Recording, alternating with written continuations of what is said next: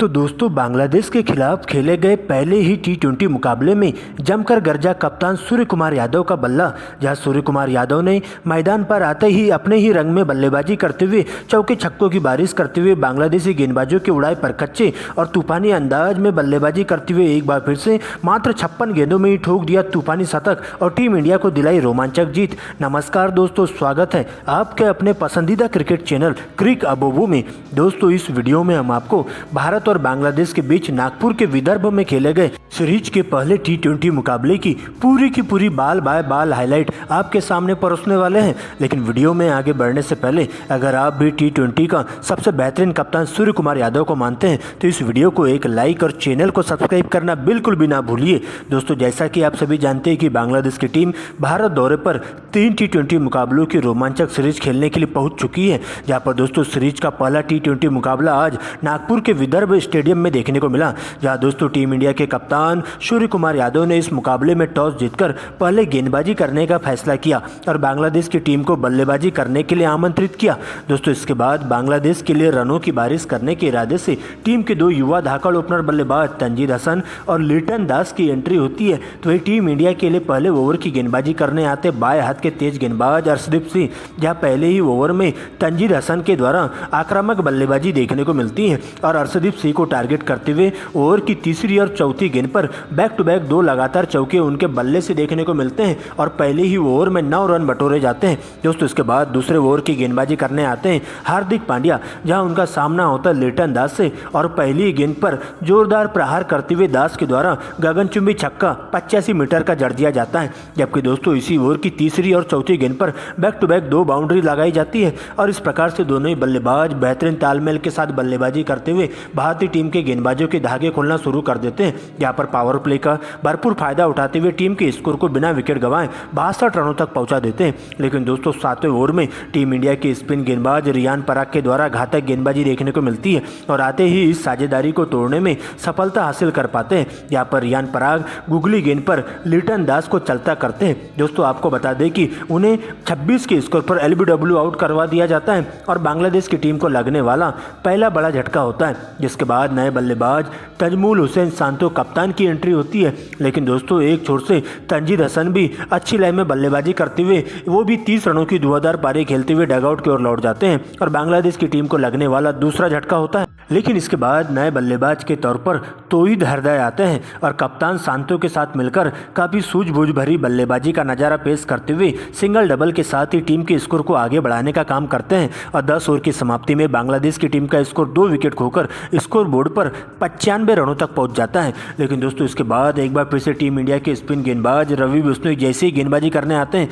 तो बांग्लादेश की टीम को तीसरा बड़ा झटका तौहीद हरदय के रूप में लगता है, जो कि 20 रनों की पारी खेलते हुए कैच आउट होकर पवेलियन की ओर लौटते हैं। लेकिन इसके बाद साकिब अल हसन मैदान पर आते हैं और आते ही ताबड़तोड़ रवैया अपनाते हुए टीम इंडिया के गेंदबाजों के धागे खोलना शुरू कर देते हैं। लेकिन दोस्तों कप्तान तजमुल हुसैन भी 22 रनों की पारी खेलते हुए क्लीन बोल्ड हो जाते हैं और बांग्लादेश की टीम को लगने वाला चौथा बड़ा झटका होता है। इसके बाद साकिब अल हसन का साथ देने के लिए मोहम्मदुल्लाह आते हैं, जिसके बाद दोनों ही बल्लेबाज काफ़ी सूझबूझ भरी बल्लेबाजी का नज़ारा पेश करते हुए टीम इंडिया के तेज गेंदबाजों के साथ साथ स्पिन गेंदबाजों पर कहर बनकर टूट पड़ते हैं। यहाँ पर देखते देखते लगातार स्ट्राइक रोटेट करते हुए 15 ओवर की समाप्ति में टीम के स्कोर को स्कोर बोर्ड पर 4 विकेट खोकर 145 रनों तक पहुँचा दिया जाता है। लेकिन दोस्तों इसके बाद अंतिम के 5 ओवरों में दोनों ही बल्लेबाज अपने गियर बदलना शुरू करते हैं, जहाँ पर खास तौर पर सबसे पहले स्पिन गेंदबाजों को टारगेट किया जाता है और एक ही ओवर में साकिब अल हसन के बल्ले से 3 लगातार गगनचुंबी छक्के देखने को मिलते हैं। जबकि दोस्तों 16वें ओवर में मोहम्मदुल्लाह के द्वारा भी तूफानी पारी देखने को मिलती है। यहाँ पर टीम इंडिया के तेज गेंदबाज अर्शदीप सिंह के इसी ओवर में 2 छक्के और 2 चौकों की मदद से 20 रन बटोरे जाते हैं और देखते ही देखते इन दोनों ही बल्लेबाजों के बीच में एक अर्धशतक की साझेदारी भी पूरी हो जाती है और टीम को मजबूत स्थिति में ले जाने की भरपूर कोशिश करते हैं। जहां 17वें ओवर में एक बार फिर से रियान पराग को पूरी तरीके से निस्तेनाबूद कर दिया जाता है और उनके एक ही ओवर में 2 चौके और 1 छक्के की मदद से 14 रन बटोरे जाते हैं और देखते ही देखते दोनों ही बल्लेबाज अपने अपने 50 की ओर बढ़ने लगते हैं। जहां पर बांग्लादेश का स्कोर तेजी से 200 रनों के नजदीक पहुंचने की कोशिश करता है। लेकिन दोस्तों इसी बीच रिंकू सिंह 18वें ओवर ओवर की अंतिम गेंद पर पांचवा बड़ा झटका बांग्लादेश की टीम को मोहम्मदुल्लाह के रूप में देते हैं, लेकिन इसके बावजूद भी साकिब उल हसन अभी भी अंगद की तरह डटकर मुकाबला करते हुए चले जाते हैं और अब उनका साथ देने के लिए नए बल्लेबाज मेहदी हसन आते हैं, जहां पर एक बार फिर से अंतिम के ओवरों में दोनों ही बल्लेबाज चौके छक्कों की झड़ी लगाते हैं। लेकिन दोस्तों 19वें ओवर में एक बार फिर से अर्शदीप सिंह के द्वारा घातक गेंदबाजी देखने को मिलती है और 2 गेंदों में 2 लगातार विकेट लेकर बांग्लादेश के बल्लेबाजों की पूरी तरीके से कमर तोड़ के रख देते हैं और इस प्रकार से बांग्लादेश की टीम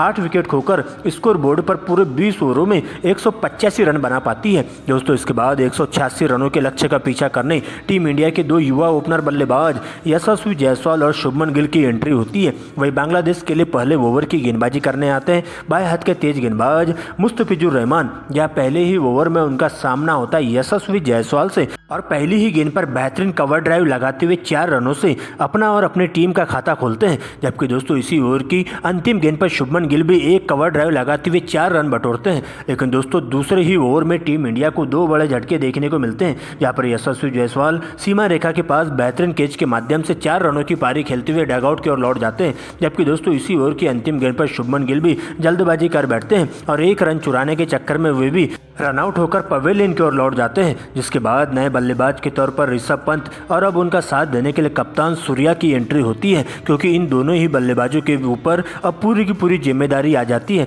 जहां पर पहले तो दोनों ही बल्लेबाज काफ़ी संभल कर बल्लेबाजी करते हुए अच्छी गेंदों को छोड़ते हुए खराब गेंदों को ही जोरदार प्रहार करना शुरू करते हैं, जहां पर बेहतरीन तालमेल के साथ बल्लेबाजी करते हुए पावर प्ले के दौरान टीम के स्कोर को 2 विकेट खोकर स्कोर बोर्ड पर 55 रनों तक पहुंचा देते हैं। लेकिन दोस्तों इसके बाद जैसे ही पावर प्ले खत्म होता है दोनों ही बल्लेबाज अपने हाथ खोलना शुरू कर देते हैं और चौके कम और लंबे लंबे छक्के ज़्यादा लगाते हुए बांग्लादेश के तेज गेंदबाजों के साथ साथ स्पिन गेंदबाजों के धागे खोलना शुरू कर देते हैं। जहां पर 90वें ओवर में ऋषभ पंत के बल्ले से 2 चौके और 2 लगातार छक्कों की मदद से मुस्तफिजुर को 20 रन ठोक दिए जाते हैं। जबकि दोस्तों 10वें ओवर में सूर्या के द्वारा साकिब उल हसन को टारगेट किया जाता है और बैक टू बैक 3 लगातार गगनचुंबी छक्के लगाते हुए इसी ओवर में साकिब उल हसन की पूरी तरीके से लाइन लेंथ खराब कर दी जाती है और टीम इंडिया 10 ओवर की समाप्ति में ही 2 विकेट खोकर स्कोर बोर्ड पर 90 रन बना लेती है और देखते ही देखते दोनों ही बल्लेबाज अपने अपने 50 की ओर बढ़ने लगते हैं। यहाँ पर 12वें ओवर में एक बार फिर से सूर्या के बल्ले से 2 लगातार छक्के देखने को मिलते हैं और मात्र 16 गेंदों में ही सूर्य कुमार यादव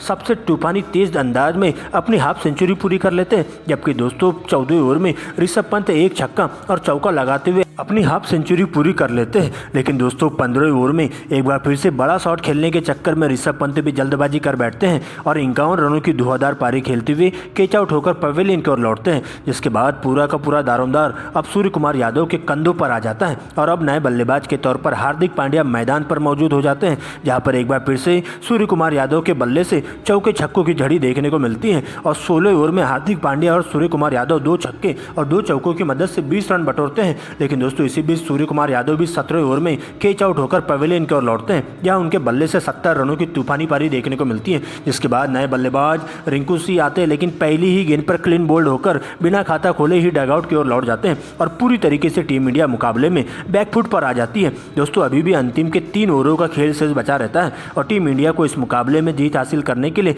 44 रनों की दरकार होती है। यहाँ पर हार्दिक पांड्या 18वें ओवर में 2 छक्के और 1 चौका लगाते हुए 14 रन बटोरते हैं। जबकि दोस्तों 19वें ओवर में एक बार फिर से हार्दिक पांड्या और शिवम दुबे मिलकर पूरी तरीके से बांग्लादेशी गेंदबाजों के परखच्चे उड़ाना शुरू कर देते हैं और शिवम दुबे इसी ओवर में 3 लगातार बैक टू बैक गगनचुंबी छक्के लगाते हुए बांग्लादेशी गेंदबाजों को पानी पानी कर देते हैं। लेकिन दोस्तों अभी भी इस मुकाबले का असली रोमांच बचा रहता है, क्योंकि अंतिम की 6 गेंदों में टीम इंडिया को इस मुकाबले में जीत हासिल करने के लिए 16 रनों की दरकार रहती है और अंतिम ओवर की गेंदबाजी करने के लिए आते मुस्तफिजुर रहमान, जहां उनका सामना होता है शिवम दुबे से और पहली ही गेंद पर जोरदार प्रहार करते हुए गगनचुंबी छक्का लगा दिया जाता है। जबकि अगली ही गेंद पर 1 रन चुराते हुए हार्दिक पांड्या को स्ट्राइक दिया जाता है। इसके बाद हार्दिक पांड्या अंतिम की 2 गेंदों पर बैक टू बैक 2 लगातार गगनचुंबी छक्के लगाते हुए बांग्लादेश के जबड़े से जीत को छीनकर टीम इंडिया को पहले T20 मुकाबले में 5 विकेट से शानदार तरीके से जीत हासिल करवाते हुए सीरीज में 1-0 की